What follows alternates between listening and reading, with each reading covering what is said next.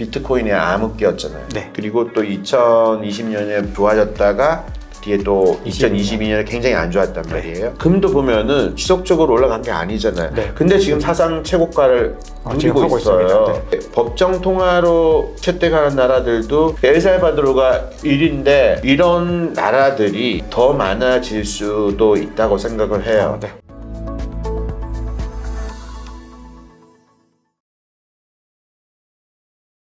자, 그러면 이제 세계 경제에서 앞으로도 많은 변동성들이 그럼에도 예상이 되는데 지금 추가적으로 또 교수님께서 이 변동성을 만들 만한 어떤 요인들 어떤 것들이 또 있을까요? 일단 뭐 지금 금리가 언제 될 것인가에 따라서 시장과 정책 간의 어떤 간극이 어떻게 일어나에 따라 가지고 시장이 좀 출렁거릴 수 있잖아요. 네. 뭐 그런 부분들은 여러분들이 생각하시면서 네. 오히려 그런 것들을 기회로 자산을 메꿔 나가는 부분들이 필요한 거고요. 아, 네. 결국은 또 한편에서는 저희가 정치의 계절이잖아요. 네. 올해 우리 4월 총선이 있잖아요. 네. 미국은 11월 달에 대선이 있잖아요.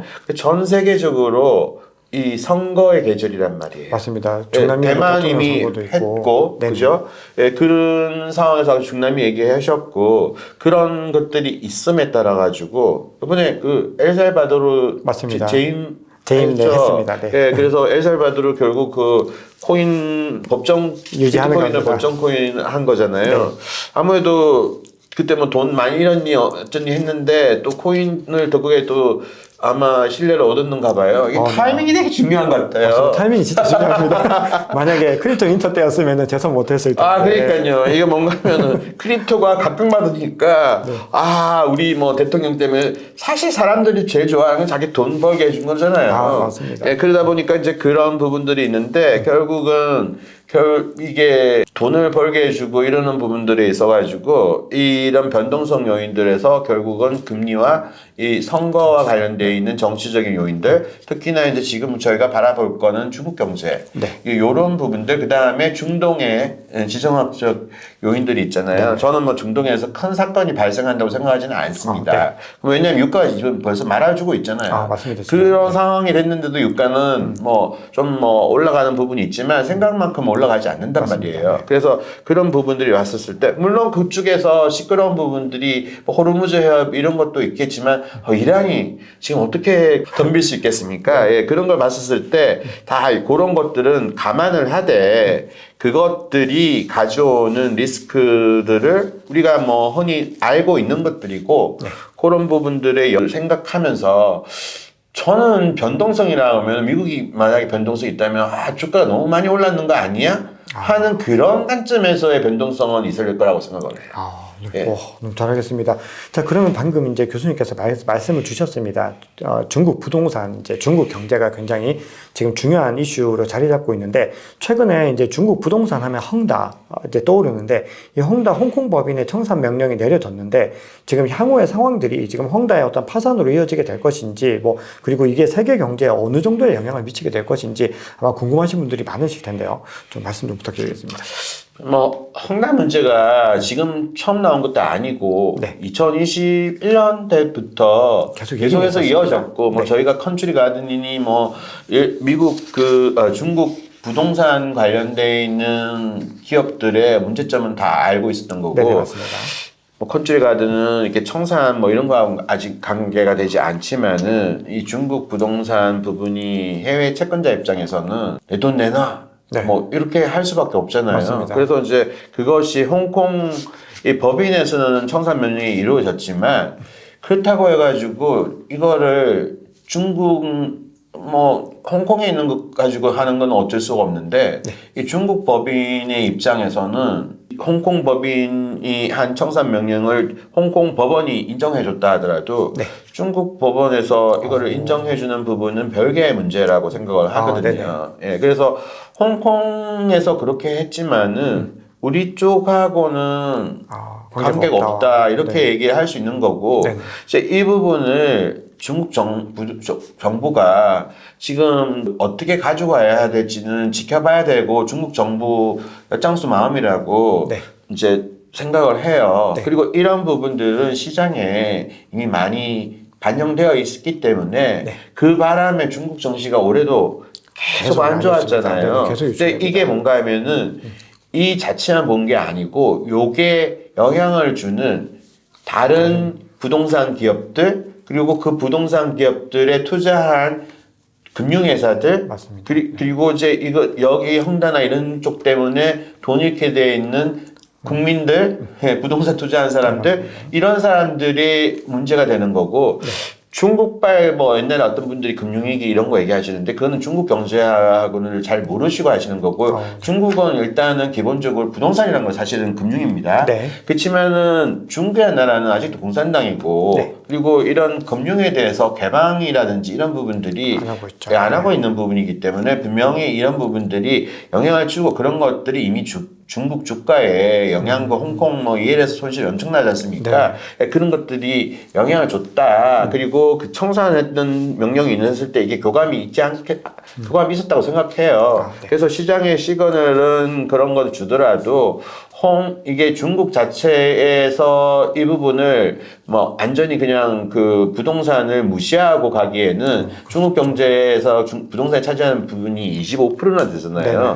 그렇기 때문에 지금 부동산이 꺼지는 거를 중국 정부는 굉장히 두려워할 수밖에 없는. 네.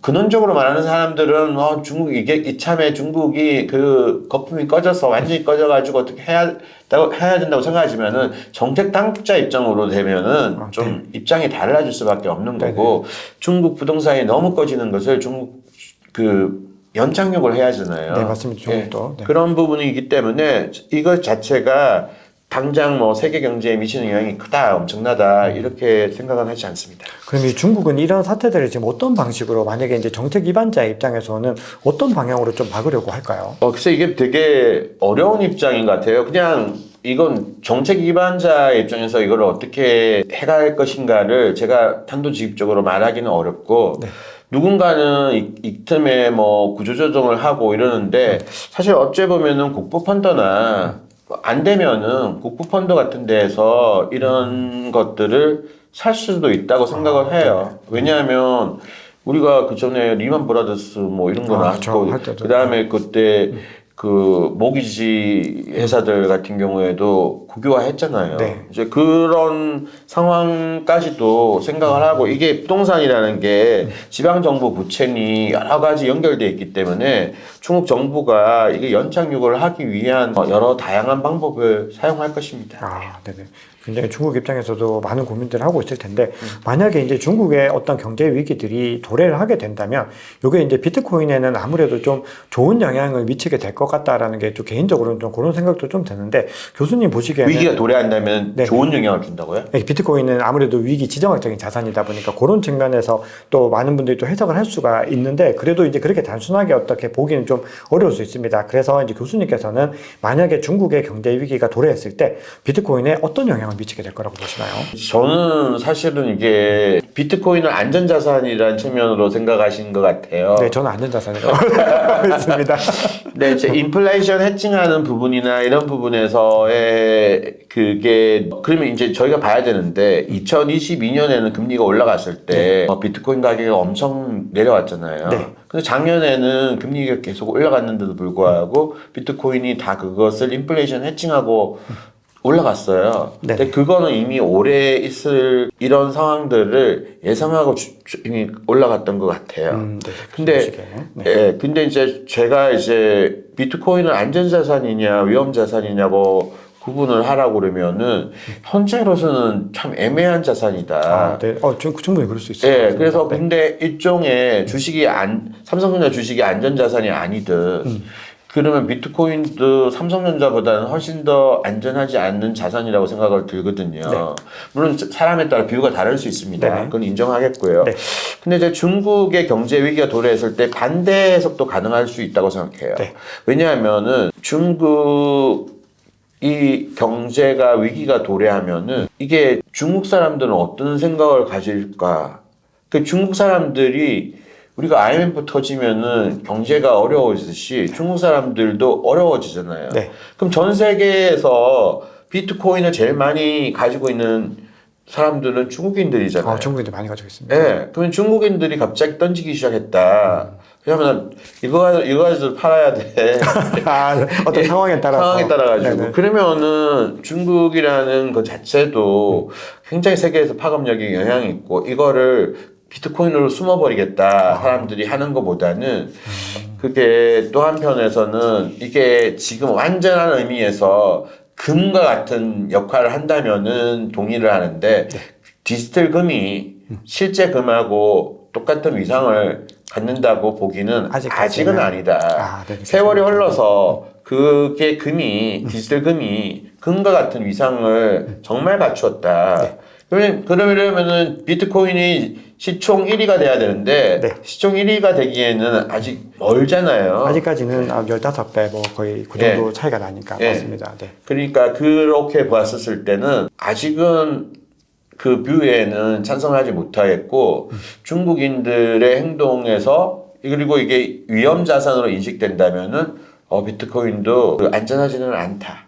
저는 그렇게 생각합니다. 와, 되게 교수님 관점이랑 되게 저는 개인적으로 되게 흥미로웠습니다. 그러니까 이제 어떤 행동 패턴들이 교수님께서 이 중국인들이 어떻게 행동할까라고 했을 때 저 같은 경우는 이 다른 자산을 팔아서 비트코인을 살 거라는 입장이었고 교수님께서는 아직까지는 안전 자산으로 보기에는 제한이 되기 때문에 오히려 팔아서 다른 뭐 달러라든지 다른 것들로 대체할 수도 있을 거라는 관점이시기 때문에 요거는 이 자산을 어떻게 보느냐에 따라서 확실히 맞습니다. 좀 입장이 달라질 수 있겠습니다. 네, 그러면 이제 비트코인 채택과 관련해서 이제 한번 질문을 드려보겠습니다.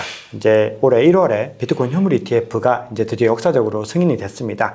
자, 거기에 대해서 또 많은 분들이 또 의미를 막 부여하고 계시는데 이제 교수님께서는 이 어떤 승인이 비트코인 유상에 어느 정도 영향을 미칠 거라고 보시나요? 뭐 어떤 사람은 뭐 이게 뭐야 원래 뭐 캐나다나 이런 데도 있었던 거 아니야? 맞습니다. 예, 이거 하면서 뭐 미국이 근데 사실은 캐나다가 인정하는 거하고 미국 SEC가 인정하는 건 좀 다르다고 생각해요. 네. 우리가 뭐 주식시장 시총이 뭐 미국이 60%잖아요. 세계 전체 주식시장에서. 그러면은 미국이 그래 인정했다. 미국 SEC가 이건 좀 남다른 의미가 있다고 생각되고요. 결국 뭔가 하면은 전 그렇게 생각합니다. ETF 하면 수수료도 많이 내고 어쩌고 근데 이거 직접 거래하면 되지 말라고 ETF 해. 우리 주식시장에서 주식 바꿔라 하는데 사실 어떤 사람들은 보면 ETF 거래를 하잖아요. 네, 맞습니다. 그렇기 때문에 나는 뭐 계좌 틀고 뭐 이런 거 귀찮아. 그냥 뭐 ETF 이게 조금 더 안전해. 그러니까 따지고 보면은 뭐 세금도 있고 어쩌고 이거 있지만 접근성이라는 부분에서는 분명히 올라갔다고 생각을 하고 맞습니다. 그런 과정에서 결국은 뭔가 하면은 비트코인이라는 자산에 대해서 선물 ETF로만 있었는데 현물도 이렇게 접근할 수 있는 기회를 마련을 했다. 이거는 굉장히 큰 의미로 다가오고 사람들에 대한 뭐 노인들도 있고 이런 사람들은 뭐 이거 뭐 계좌를 틀어가지고 뭐 하고 이런 거 자체가 어렵잖아요. 그래서 뭐 이런 어떤 AP를 지정해주고 거기에서 이제 ETF를 거래를 하게끔 해주는 것들이 경우에 따라 가지고는 좋은 거라고 생각합니다. 어떻게 보면 교수님께서 또 말씀 주신 것처럼 어떻게 보면 이제 베이비 부머 세대들 뭔가 좀 노령 인구 분들이 접근을 하실 수 있는데 그분들이 사실 자산을 젊은 층보다 훨씬 더 많이 가지고 계시는데 그런 자금들이 온다는 측면에서도 이미 좀 큰 의미가 있다는 생각이 듭니다. 나는 뭐 이제 예를 들어서 나는 거래하기 힘들어. 그러니까 이제 뭐 내 자산에서 옛날에는 사계절 포트폴리오를 구성하는데 채권하고 뭐 주식만 하는 거 이렇게 하는데 여기 이제 금도 있었는데 금 말고 요게 더 나을 것 같아 하면은 금을 대체해서 요걸로 갖다 넣을 수도 있는 거고 중국주들은 그렇게 될 수 있는 부분들이 있다고 생각합니다. 네네. 자, 그런데 이제 승인을 했는데도 이 GBTC가 계속해서 매도가 되면서 비트코인 가격이 좀 오르지 못하고 있는 모습들입니다. 그래서 지금 향후에는 아마도 블랙락이 이 현물 ETF 시장에서 많은 점유율을 가지고 가게 될 것이다 라는 전망도 있고 여러 가지 어떤 이야기들이 나오고 있는데요. 교수님께서도 이 블랙락이 향후에 ETF 시장을 많이 좀 석권을 하게 될 것인지 그리고 블랙락이 암호화폐 시장에 진입한 좀 근본적인 이유 이 ETF를 넘어서도 뭔가 더 이유들이 있을 것 같다는 생각이 드는데 어떻게 보시나요? 최근에 뭐 매도라는 거 이런 거는 제가 생각하면 그런 것 같아요. 여기도 이제 청산한 거에 따라 가지고 그 가지고 있는 것을 매도한다는 것은 시장도 알고 있었던 거잖아요. 아, 네, 맞습니다. 그죠? 네. 그러면은 저희가 이제 삼성전자가 블록딜을 했잖아요. 네. 얼마 전에. 네. 그 상속세 내기 위해서. 네. 근데 사실은 삼성전자가 그러면 언제 상속세 그 돈을 마련해야 될 거라는 것은 그 오너들이 자기들이 여기가 단기 고점일 것 같아. 그래서 7만 9천 얼마 되고 어떻게 해가 빠르게 해서 이게 됐고 이게 시중에 소문이 퍼졌고 삼성전자가 지금 박스권에서 움직이잖아요. 그렇죠. 네. 그처럼 여기도 GBTC 매도 이것도 단기 고점 정도는 생각을 하지 않았을까? 이건 제 글입니다. 근데 그랬을 것 같습니다. 네, 그랬을 것 같아요. 그래서 아마 이런 이벤트가 있고 이런 이벤트 때 맞춰서 그때는 사람들이 수요하는 것들이 좀 많을 거니까 요거를 그런 아까 삼성전자 블록딜 하는 것처럼 그런 이벤트를 가지고 하는 것이 좋을 거라고 생각을 했고요. 그런 상황에서 블랙록이라는 사람들은 이 집단은 어떻게 생각하는가 하면은 결국은 암호 비트코인이라든지 이런 것들에 있어가지고 아까 말했던 인플레이션 해칭 기능이라든지 사실 이게 뭔가 하면 전 세계 다 돌아다니는 거잖아요. 네. 그러면은 민간이 합의어에서 움직이는 돈이란 말이에요. 네. 요거 자체가 탈중앙화의 어떤 가치라는 것을 반영하는 거고 그리고 요게 어째 보면은 미국의 리스크, 중국의 리스크, 컨트리 리스크를 없는 돈이잖아요. 네, 맞습니다. 이게 뭐 어째 보면은 무정부 이런 국정을 초월한, 국경을 가로지르는 국경을 초월하는 돈의 역할을 한다고 생각했을 때 이쪽에서는 그런 가치를 생각을 하는 쪽이니까 그 큰 점유율을 가지고 그렇게 접근을 해서 이 반감기니 뭐 종국적으로는 2100년 되면은 제로가 되잖아요. 네. 그런 거 생각해서 하는 거 아닐까요? 자, 그러면 이제 블랙락의 어떤 의도들은 그래도 지금 현 시점에서 이제 비트코인에 좀 우호적이라는 거를 레리 핑크가 본인 발언에서도 이미 많이 밝혔고 입장이 뭔가 바뀐 모습들이 보여지는데 JP 모건 같은 경우는 지금 이번 ETF의 AP로도 대거 참여를 하고 있고 그리고 본인들의 오닉스 블록체인도 활발하게 돌리고 있고 코인도 발행해서 열심히 또 운영을 하고 있는데 그럼에도 이 제이미 다이먼 같은 경우는 암호화폐는 범죄자들만 쓴다. 금지해야 된다. 이렇게 뭐 얘기를 하고 있습니다. 공식 석상에서 국회에서 이런 얘기들을 하는데 이 JP 모건의 진짜 좀 속내 어떻게 보시나요? 장사꾼이죠. 사실. 예. 왜냐하면 이 사람들이 워렌 버핏이나 찰리 먼거처럼 이 암호화폐 이블이다, 악이다 하면 투자를 안 해야죠. 네네. 버크셔 해스웨이는 없잖아요. 네네. 그래서 자기네들은 이거 뭐 펀드도 하고 AP로도 참가하고 뭐 이러면서 이런 행동을 한다는 것은 본인들의 사업은 중점적인 사업은 따로 있는 건 맞잖아요. 네네, 맞습니다. 그게 더 큰데 그러다 보니까 그쪽으로 돈이 몰려야 되는 건 맞지만 또 여기에서는 또 비즈니스 아퍼추니티가 분명히 있는데 자기가 그런 말을 하더라도 이 본업엔 충실하되 또 부업도 소홀히 할 수는 없다. 이런 부업에 대해서는 이거 뒤지면 한번 뒤지면은 그쵸. 기회를 상실하는 거잖아요. 그러니까 이 회장의 이 말이 왔다 갔다 현재는 왔다 갔다 할 수 있지만 또 장사꾼들이기 때문에 어느 순간이 되면은 또 다른 입지를 구축하기 위한 발언을 또 할 거라고 생각합니다. 네, 언젠가 입장이 바뀔 가능성이 충분히 있다. 네, 생각해 보면은 지금 어떤 요즘에 헤지 펀드의 제왕이라고 불리는 뭐 켄 그리핀이나 뭐 이런 레리 핑크도 그렇고 그렇게까지 비트코인을 욕하다가 어느 순간 180도 입장을 확 바꿔버리더라고요. 그냥. 왜 저분은 빌 게이츠가 옛날에는 또 옹호라주자였는데 또 아닌 것 같고요. 맞아요. 요즘 또 딴 얘기하고. 딴 얘기하고. 네, 그래서 이거를 이제 고지고대로 믿으면 안 되고 뭔가 또 본인들의 어떤 사업 방향성에 어떤 속내들이 있다. 이렇게 해석을 해야 될 것 같습니다. 자, 비트코인 반감기가 4월에 예정되어 있습니다. 많은 분들이 사실 이 사이클을 반감기를 바라보고 이제 기대를 하고 있는 건데 교수님께서도 이번 반감기 이후에 큰 상승을 좀 기대하고 계신가요? 반감기에 보면은 항상 했기 때문에 그렇게 할 거라고 생각하는 부분에 대해서는 저 혹시 뭐 그런 가능성을 왜냐면 컨터적인 측면에서는 분명히 맞다고 생각되고 근데 그때가 이벤트들이 어떤 일이 벌어나는지를 생각해야 되죠. 네네. 예, 그것이 이제 반감기인데 금리도 인하되고 여러 조건들이 물어익은 반감기였느냐, 아니면 그때 어떤 갑자기 무슨 다른 요소들이 있었느냐, 그리고 지금 현재의 이 GBTC 이 매도가 일단락이 되느냐, 요런 수급적인 요인들이 있어야지만이 그때 그 효과가 나타난다고 생각합니다. 네, 이게 단일만으로는 우리가 이 모두가 알고 있는 이 단일 그러니까요. 이벤트만으로는 동력이 좀 부족하고 그 조건들이 맞아줘야 된다. 그런데 이제 하반기가 되면은 그래도 어느 정도는 그쵸. 좀 갖춰지는 모습들이 네. 그려지고 있는 것 같습니다. 예. 자, 그러면 향후에 이제 앞서 금에 대한 얘기들도 좀 나눴고, 금과는 여전히 시가총액 차이가 굉장히 큽니다. 아직까지 애플까지도 근처가 없을 정도로 좀 거리가 있는데, 향후에 비트코인이 어느 정도로 상승할 수 있을 거라고 교수님께서는 보시는지와, 그리고 이거는 이제 지극히 개인적인 관점으로 말씀 주시면 됩니다. 향후 10년 정도 긴 호흡으로 봤을 때, 정말 좀 긴 호흡으로 봤을 때, 어떤 금의 시가총액 정도까지, 그리고 그 이상까지 성장할 가능성, 교수님 어떻게 보시나요? 제가 돈 남은 언니는 아니거든요. 네.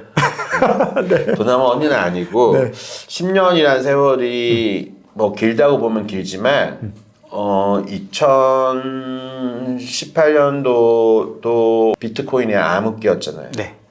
그러면은 지금부터 6년 전이잖아요. 네. 그리고 또 2020년에 좋아졌다가 뒤에 또 2022년에 굉장히 안 좋았단 말이에요. 근데 이런 금도 보면은 지속적으로 올라간 게 아니잖아요. 네. 근데 지금 사상 최고가를 지금 누리고 하고 있어요. 있습니다. 네. 자, 그러면 금이 누리는 이 지위는 이제 금이 보다 얘가 더 희소성이 있을 수도 있어요. 네, 희소성으로는, 왜냐하면은 네. 마이닝은 이거는 계속 그러면 또 채굴을 할 수가 있잖아요. 네.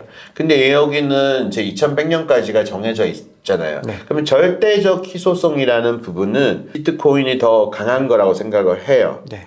요거는 금은 채굴이 더 계속해서 할 수 있잖아요. 네네. 근데 금은 실제하는 것도 있고 또 심미적인 것도 있잖아요. 사실은요. 네네. 그래서 또 다른 원료도 물론 너무 비싸서 사용하기도 어렵지만 네. 그런 부분들이 있기 때문에 이게 10년이라는 좀 세월은 너무 짧고 네. 예, 그 한 세대나 이렇게 넘어갔었을 때 네. 이게 금에 대한 어떤 생각과 디지털 금에 대한 생각이 갭이 줄어드는 거는 분명히 맞아 들어가지만 네. 이게 금을 능가한다는 거는 제 세대에는 참 아직까지는 어렵지 않을까. 그렇지만은 아까 말한 것처럼 시가총액 순위에서 비트코인이 차지하는 위상 같은 것들은 이게 계속 올라갈 것이다. 네. 맞습니다. 사실 10년 뒤에 가격을 좀 예측해 달라고 말씀드리는 게 사실은 좀 어떻게 보면 무리한 어떤 질문이라고 생각이 듭니다. 그래서 교수님께서도 어쨌든 금에 대한 시가총액에 대한 부분들은 시간이 많이 걸릴 일이고 지금 현 시점에서 그래도 비트코인은 꾸준히 시가총액이 다른 자산들보다 계속해서 상승할 수 있는 어떤 동력이 있다 이렇게 보고 계십니다.